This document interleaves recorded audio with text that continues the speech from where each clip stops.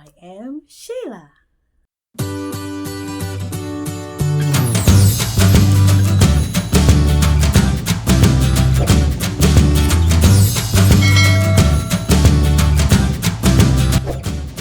Okay guys, today I want to explain to you about modes of interpreting. Modes of interpreting have two types.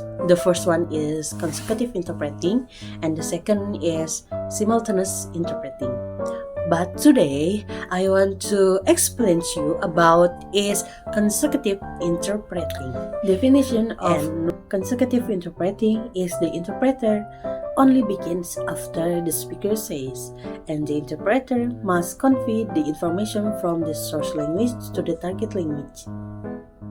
Jadi definisi of consecutive interpreting itu adalah the interpreter harus berbicara ketika narasumbernya itu baru selesai berbicara, dan juga interpreter itu harus menyampaikan segala informasi yang disampaikan oleh narasumber kepada bahasa targetnya.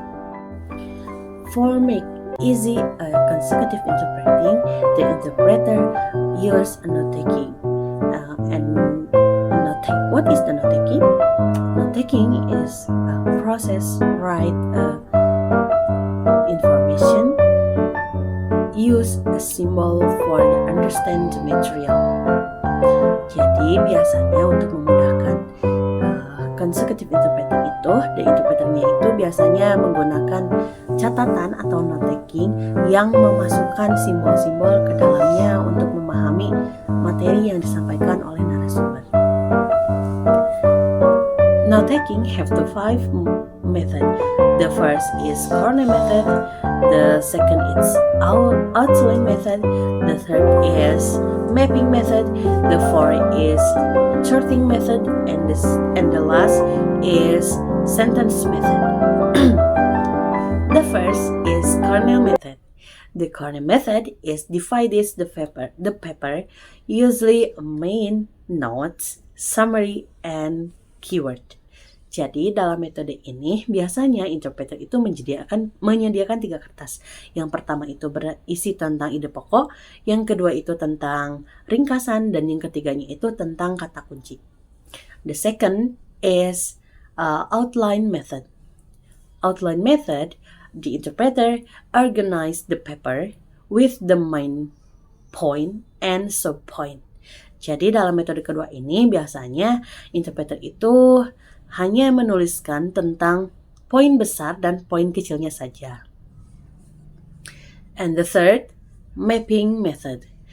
The interpreter making mind map with connect to idea. Jadi biasanya interpreter itu membuat mind map yang berisikan tentang ide-ide pokoknya saja. And the fourth is sorting method. The interpreter organize information to the column. Jadi biasanya interpreter itu hanya menuliskan informasinya saja ke dalam sebuah kolom untuk memudahkannya. And the last is sentence method.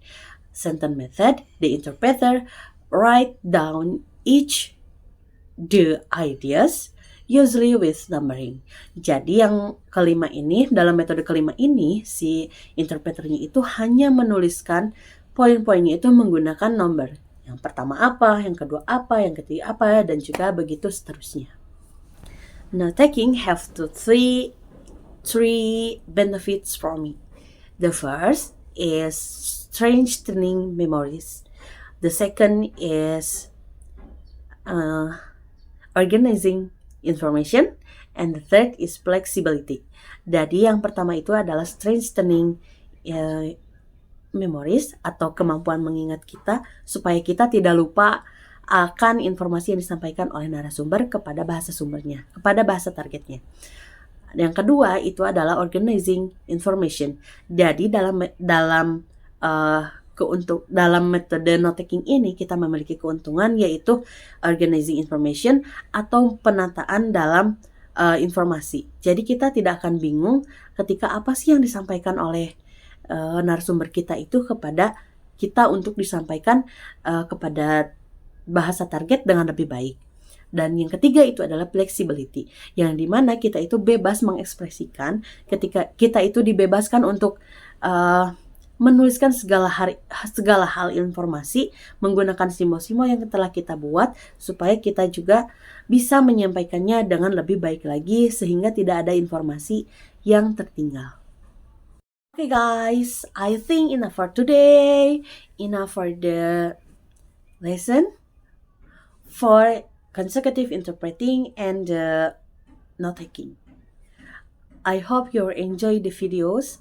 I hope you know bored to the video for your watching. Thank you for your watching and see you bye bye the next videos. Assalamualaikum warahmatullahi wabarakatuh.